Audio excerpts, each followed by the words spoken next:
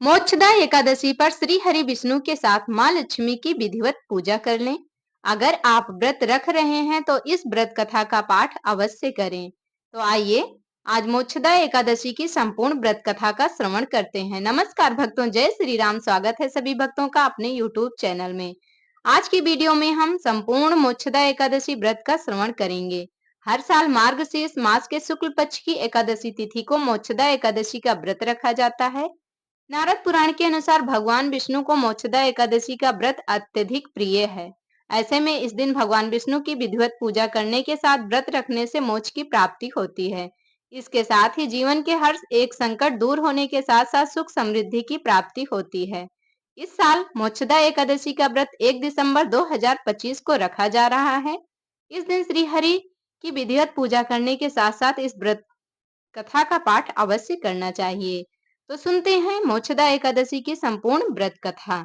आप सभी वीडियो में लास्ट तक बने रहें और एकादशी व्रत कथा का आनंद लें। मोक्षदा एकादशी व्रत कथा। पौराणिक कथा के अनुसार चंपा नगरी में एक प्रतापी राजा बैखानस रहते थे, जो सभी वेदों का ज्ञानी था। उनके प्रताप और अच्छे स्वभाव के कारण उनकी जनता हमेशा प्रसन्न रहती थी। एक दिन राजा ने सपने में देखा कि उनके पिता नरक में यातनाएं झेल रहे हैं।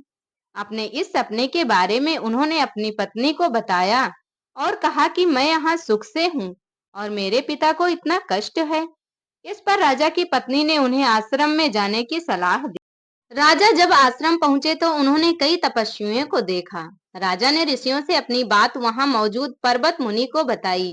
राजा ने कहा कि पिता ने मुझसे कहा है कि हे पुत्र, मैं नरक में पड़ा हूँ, यहाँ से तुम मुझे मुक्त कराओ। जब से मैंने ये वचन पिता के मुख से सुने हैं तब से मैं बहुत बेचैन हूँ। मैं बहुत ही अशांत महसूस कर रहा हूँ। मुझे इस राज्य, धन, पुत्र, स्त्री, हाथी, घोड़े आदि में कुछ भी सुख प्रतीत नहीं होता। ऐसे में मुनिवर मैं क्या करूं? और अपनी परेशानी बताते हुए उनकी आंखों में आंसू आने लगे। आगे राजा ने कहा, हे ब्राह्मण देवताओं, इस स्वप्न के कारण इतना कष्ट पहुंच रहा है कि मेरा सारा शरीर जल रहा है। अब आप कृपा करके कोई तप, दान, व्रत आदि बताएं जिससे मैं अपने पिता को नरक से मुक्त करा सकूं। उस पुत्र का जीवन व्यर्थ है जो अपने माता पिता का उद्धार न कर सके। एक उत्तम पुत्र जो अपने माता पिता तथा पूर्वजों का उद्धार करता है, वह 1000 मूर्ख पुत्रों से अच्छा है। तब ब्राह्मणों ने राजा से कहा, हे राजन, यहाँ पास ही भूत, भविष्य, वर्तमान के ज्ञाता पर्वत ऋषि का आश्रम है। आप उनके पास जाएं, आपकी समस्या का हल वे जरूर करेंगे। ऐसे में राजा पर्वत ऋषि के आश्रम पहुंचे। राजा ने आश्रम में देखा कि अनेक शांत चित्त योगी और मुनि तपस्या कर रहे थे। उसी जगह पर्वत मुनि भी बैठे थे। राजा ने मुनि को देखते ही उन्हें साष्टांग दंडवत प्रणाम किया। मुनि ने राजा से सांगोपांग कुशल पूछी। राजा ने कहा कि महाराज, आपकी कृपा से मेरे राज्य में सब कुशल हैं, लेकिन अकस्मात मेरे चित्त में अत्यंत अशांति होने लगी है। ऐसा सुनकर पर्वत मुनि ने आंखें बंद की और भूत विचारने लगे। इसके बाद पर्वत मुनि से सारा सच जान गए और राजा को कहा कि तुम एक पुण्य आत्मा हो जो अपने पिता के लिए इतने परेशान हो, लेकिन इसकी बिल्कुल भी जरूरत नहीं है, क्योंकि तुम्हारे पिता अपने कर्मों का फल भोग रहे हैं। तुम्हारे पिता ने तुम्हारी माता को बहुत यातनाएं दी है, इसी के कारण उन्हें नरक भोगना पड़ रहा है।